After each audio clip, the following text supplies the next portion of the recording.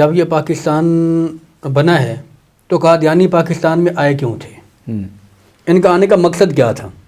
مرزا بشیر الدین محمود نے خود اس بات کو واضح کیا ہے کہ ہم اس ملک پاکستان کو تسلیم نہیں کریں گے. اگر ہم نے اس کو تسلیم کر بھی لیا تو ہم پوری کوشش کریں گے کہ ہم اس کو ایک بار اکھنڈ بھارت بنا کے چھوڑیں. جی. اب قادیانیت کا جو یہاں پاکستان میں آنا، وہ ایک ایجنڈا لے کے آئے تھے کہ ہم نے اس ملک پاکستان کو، اس خطے کو ایک بار پھر اکھنڈ بھارت بنا کے چھوڑنا ہے. اور رہی حقوق کی بات، تو کون سا ایسا حقوق ہے جو قادیانیت کو، مرزائیت کو اس ملک پاکستان نے نہیں دیا؟